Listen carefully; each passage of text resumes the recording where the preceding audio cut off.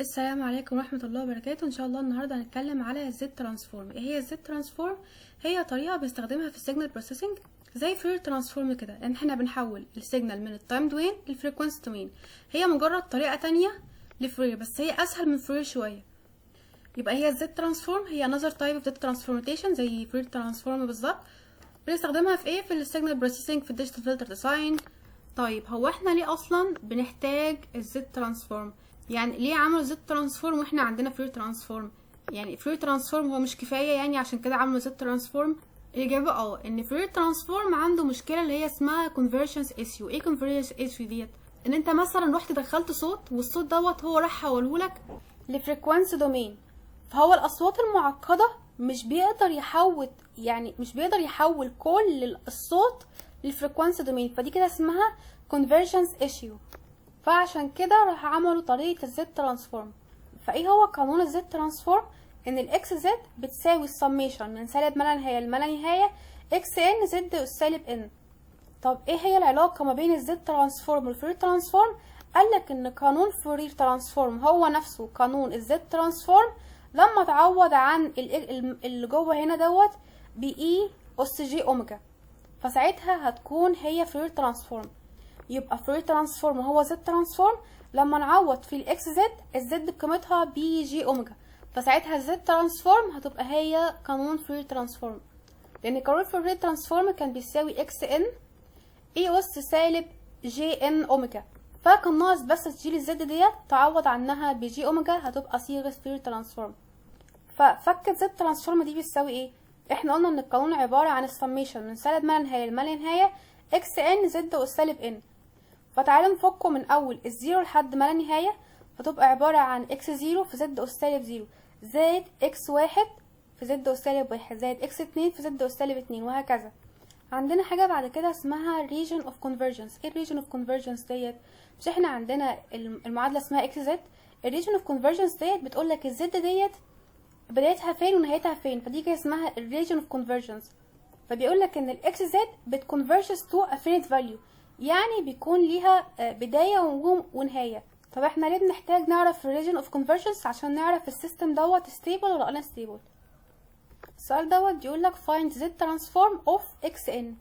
فاحنا عشان نجيب z transform فالاكس زد بتساوي السميشن لليو ان مضروبة في z اس سالب n، واليو ان ديت عبارة عن اليونت ستيب فانكشن، واليونت ستيب فانكشن ديت قيمتها بتكون بواحد، فانا هشيلها واكتب واحد، هيتفضل لي بس الزد اس سالب ان.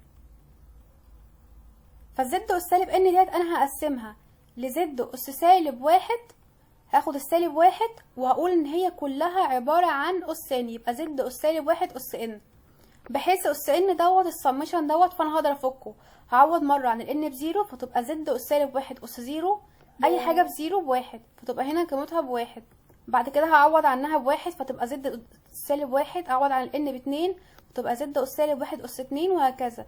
فدي الزد ترانسفورم الاكس ان، مجرد ان بحط اليو ان في زد اس سالب ان.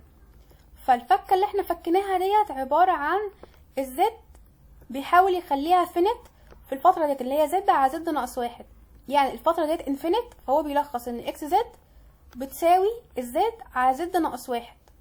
بعد كده السؤال دوت بيقولك find the transform of the sequence xn، والاكس ان مديهالك قيمتها ب an في يو ان، فقانون زد ترانسفورم بيساوي الدالة مضروبة في الزد اس سالب ان.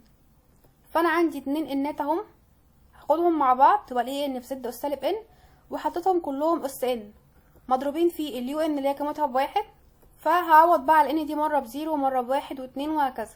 هيطلع لي الفكة ديت القانون دوت لما نيجي نجيب الاكس زد هتبقى بتساوي زد على زد ناقص ايه. طب ايه اللي اتغير عن فوق؟ بيقولك بقى ان زد ترانسفورم تحويلة اليو ان هناخدها في الاخر خالص انها حفظ يعني، ومفروض ان هي بتكون معطى في الامتحان. تحويلة اليو ان بتساوي زد على زد ناقص واحد، اما تحويلة الاي ان فبتساوي زد على زد ناقص الاي اللي هو الثابت اللي هنا. وده جدول تحويلات زد ترانسفورم. يقولك ان اكس ان بتتحول لما نيجي نجيب لها زد ترانسفورم فتبقى عبارة عن اكس ان في زد اس سالب ان. طيب الامبالس اللي هو الامبالس فانكشن تحويلاتها في زد ترانسفورم بتساوي واحد، الجدول دوت جيفن في الامتحان. الاي يو ان فهي بتساوي الاي في زد على زد ناقص واحد. طيب الان يو ان فهي زد على زد ناقص واحد، وعشان ضرب في ان فخلى المقدار دوت تربيع. طيب لما ضرب في ان تربيع خلى هي مضروبة في زد على زد ناقص واحد عادي، بس عشان ان تربيع فراح زود على المقام واحد، زود على المقام باللي هو بقيمة القص دوت، فتبقى واحد زائد اتنين بتلاتة، وبتضربها في زد زائد واحد. طيب زد ترانسفورم الاي ان دي لسه واخدينها ان هي بتساوي زد على زد ناقص ايه. طيب زد ترانسفورم الاي اس سالب اي ان، احنا لما كانت اي اس ان قلنا اي حاجه قصها ان فبناخد زد ناقص الحاجه ديت. طب هو حط لك هنا اي اس سالب اي ان، اي اس سالب اي ان، فاحنا قلنا بنسيب الان وناخد القص، فهناخد الاي اس سالب ايه وهنسيب الان زي ما عملنا في الاولانيه، يبقى تبقى عباره عن زد على زد ناقص اي اس سالب ايه. طيب ان في اي ان يو ان دي لوحدها كده قلنا فكيتها ان هي عباره عن زد على زد ناقص ايه. طيب لما اتضربت في ان فجمعنا على المقام القص دوت، يعني هي قص اتنين، هنا بقى هنا قص واحد، فجمعنا على واحد زائد واحد فبقت باتنين. وفي حالة بس الاي ان مضروبة في اليو ان، يعني الاي ان يو ان مضروبة في الان، فالحالة دي بتضرب هنا في ايه، يعني لما الاي ان دي تتضرب في ان فبتضرب في ايه وتخلي المقام بتزود عليه القص دوت. طيب لو كانت مضروبة اليو ان لوحدها في ان تربيع فبتزود على المقام بنفس القص، بتزود على المقام القص دوت، يعني هي كان قص واحد فتبقى زائد الاتنين ديت، فتبقى المقام هنا بتلاتة، وبتضرب هنا في زد زائد واحد. طيب الزد ترانسفورم للساين اي ان في يو ان، الزد ترانسفورم للساين فهي بتساوي الزد في الساين اللي قدام الان على زد تربيع ناقص اتنين زد كوساين اللي هي الحاجة اللي قدام الان زائد واحد، زد ساين على زد تربيع ناقص زد كوساين ناقص اتنين زد كوساين زائد واحد، زد ساين على زد تربيع ناقص اتنين زد كوساين زائد واحد. طيب فكت قانون الكوزاين، زد ترانسفورم الكوزاين اي ان يو ان، فهي بتساوي زد على زد في زد ناقص كوزاين ايه على زد تربيع ناقص اتنين زد كوزاين ايه زائد واحد. لو تلاحظ هو تقريبا نفس قانون الساين، بس الفرق بس ان مكان الساين في البسط حط زد ناقص كوزاين، يعني لما يكون في كوزاين بنحط زد ناقص كوزاين ونكتب زي القانون بقيته عادي كأنه ساين على زد تربيع ناقص اتنين زد كوزاين ايه زائد واحد. طيب الساين لما تتضرب في اي ان، لما تتضرب في ان فهو بيضرب بره بس في ايه ساين، قيمة الساين. لما كانت ساين لوحدها كنا بنضرب بس ساين لوحدها، ما كناش بنضرب في ايه، بس لما حط جنبها اي ان فبنضرب ساعتها في الاي، وبناخد ساين الحاجة اللي قدام البي عادي جدا على زد تربيع ناقص اتنين زد كوزاين ايه زائد واحد، زي الساين اللي فوق بالظبط، بس الفرق ان هو قدام الساين بيضربها في ايه، وهنا كانت عبارة عن اتنين كوزاين زد فحط قدام الكوزاين ايه برضو، وبدل ما كنا بنجمع واحد في القانون هو هنا بيجمع ايه تربيع.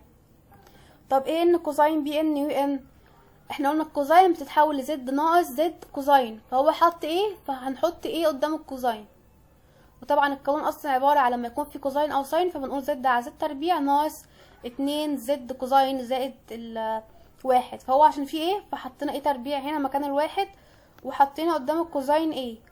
طيب هو ما حطلكش هنا ايه، لا حطلك ايه، مش حطلك ايه بس اي اس ايه ان بس، ما حطلكش ايه ان زي الاولانيه، لا حطلك هنا اي اس سالب ايه، فاحنا قلنا بناخد الحاجه اللي هي قصها ان، يعني هاخد الايه، فهنا لما حطلك اي اس سالب ان يبقى انا هاخد الاي اس سالب ايه، يبقى القانون عادي هضرب الساين في يو سالب ايه على زد تربيع ناقص اتنين الحاجه اللي مضروبه في الساين دي هضربها في كوزاين تحت برضو زائد الحاجه ديت تربيع هتتحط هنا اي سالب اتنين ايه، ونفس القانون في الكوزاين هنا هتبقى عباره عن زد في ناقص اي اس سالب ايه كوزاين بي اللي هو الحاجه اللي قدام الان مضروبه في زد على زد تربيع ناقص اتنين زد كوزاين الحاجه اللي مضروبه في الاي اس سالب ايه زائد اي اس سالب اتنين ايه.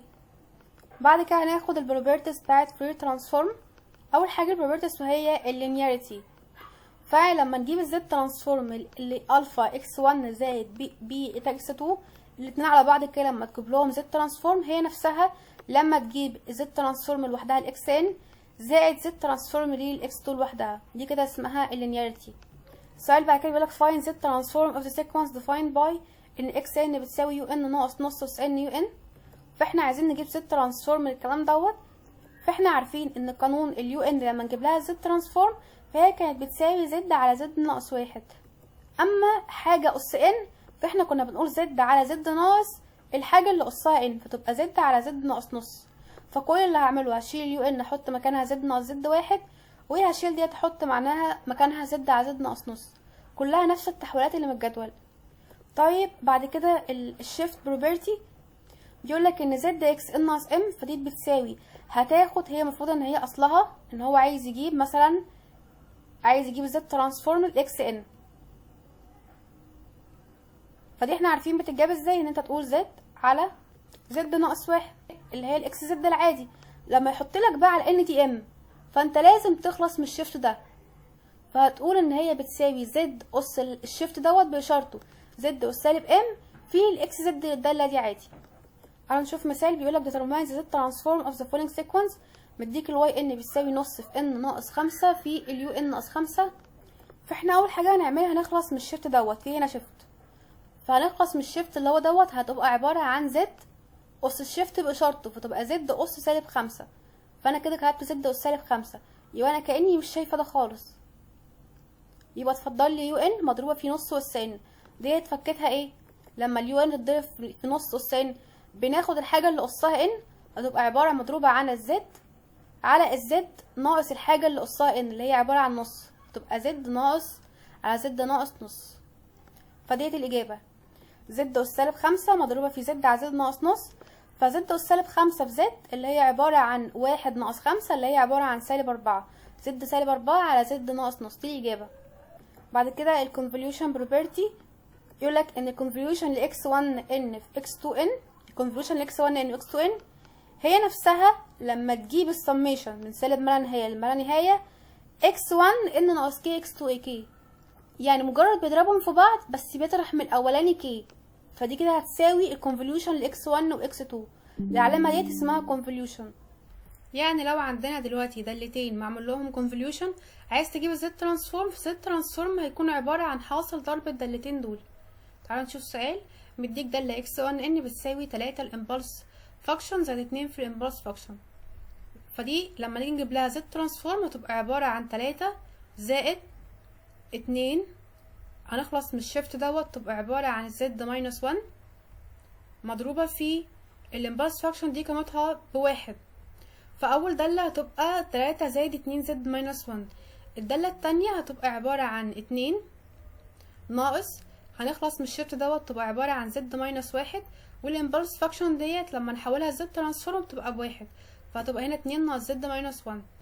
طب احنا عايزين دلوقتي هما دلوقتي معمول لهم كونفوليوشن، عايزين تجيب لهم زد ترانسفورم، فزد ترانسفورم هتبقى عباره عن تجيب الزد ترانسفورم لكل واحده فيهم بعدين تضربهم مع بعض عادي جدا، دي كده هتكون عباره عن الزد ترانسفورم.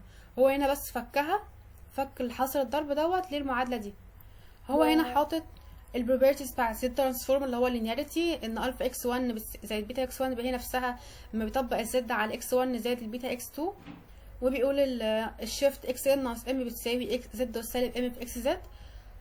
واللينير كونفوليوشن لما يكون عندك كونفوليوشن لدالتين فالزد ترانسفورم هيكون عباره عن حاصل تجيب الزد ترانسفورم لكل واحده وبعدين تضربهم في بعض. هنا بيقول لك الانيشال فاليو زيرو، ان عند الاكس زيرو فهي بتساوي الليميت لما الزد تقول لما لا نهايه ده الاكس زد، فدي تحويلتها الاكس زيرو ديت تحويلتها عباره عن اكس زد. طيب الفاينل فاليو زيرو ان يقول لك الاكس ما لا نهايه بتساوي الليميت لما الزد تقول للواحد للداله زد ناقص واحد في اكس زد، فدي تحويلتها اكس زد برضه.